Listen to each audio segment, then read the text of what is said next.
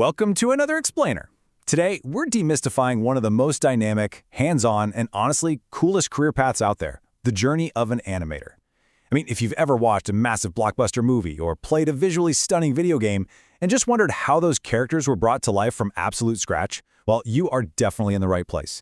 We're going to map out exactly what it takes to turn that little spark of curiosity into a tangible, paying profession. So let me ask you something. Do you obsess over the little details? You know, when you look at the world, do you notice the exact physics of how a leaf falls or how a person's microexpressions shift when they're talking? Do you sketch in the margins of your notebooks until you literally run out of space? Well, if you're nodding your head right now, you might just have the exact core personality traits needed for the career we're unpacking today. Okay, let's dive into this. Simply put, an animator is a multimedia artist. They create designs or models that simulate movement in a sequence to tell a story or share information.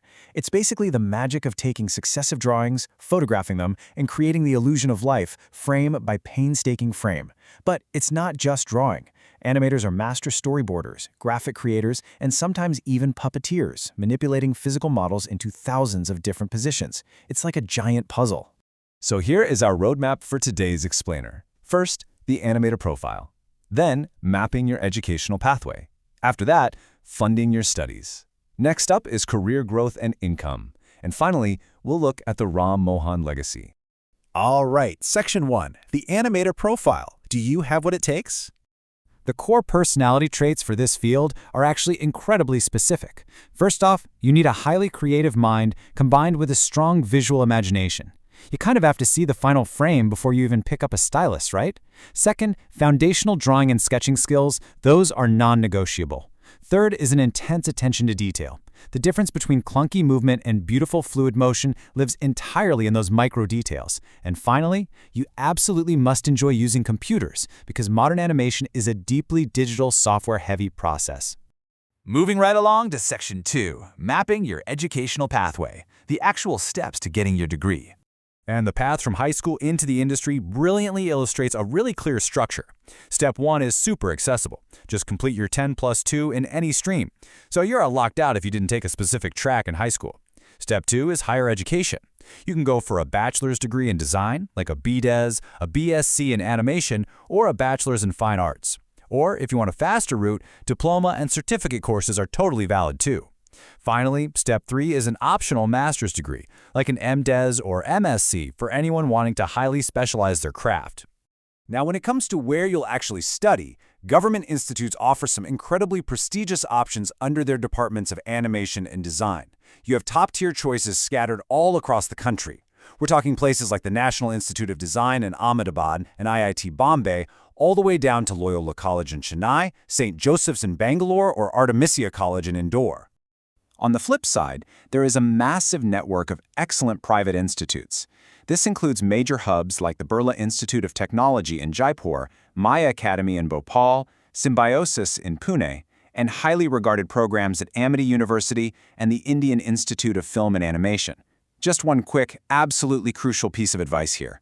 Always ensure the private institute is affiliated and accredited with the UGC before you pay any application fees. Okay, Section 3, funding your studies. Let's talk investments and financial aid. Let's get down to numbers. The estimated course fee for animation studies ranges pretty massively. We're talking anywhere between 20,000 and 300,000 Indian rupees. That huge gap depends entirely on whether you go for a subsidized government program or a high-end private institute. But regardless of the route you take, try to view this as the initial investment in your creative future. Now, if the higher end of that number makes you a bit nervous, do not panic. Substantial financial aid is built right into the system. You can tap into central, UGC, and state schemes directly through the National Scholarship Portal at scholarships.gov.in. And beyond that, almost all institutes offer their own internal merit-based scholarships if you have a standout portfolio. And hey, if you still need to bridge the gap with a loan, the Vidyalakshmi portal is a highly reputable, government-backed platform built specifically for students. Plus, certain states like West Bengal, Odisha, and Bihar offer student credit cards with incredibly low interest rates. Ultimately, virtually all major banks are going to finance recognized animation courses. Section 4, career growth and income. Entering the industry itself. So, where will you actually set up your drawing tablet? The options are honestly vast. You could join dedicated animation and VFX studios, gaming companies, or big media agencies. It's also a field that's highly conducive to freelancing and entrepreneurship. You'll likely find yourself in a cool, tech-equipped studio or working comfortably from home with flexible hours. And beautifully, because it's a digital, results-driven medium, it offers wonderful, accessible opportunities for differently abled artists to really thrive. So the crucial point is the payout, right? The starting salary for an animator typically ranges from 15,000 to 83,000 Indian rupees per month. Now that lower end means you might be paying some dues early on for sure, but your income scales dramatically as you build your reel, prove your speed, and level up your skills.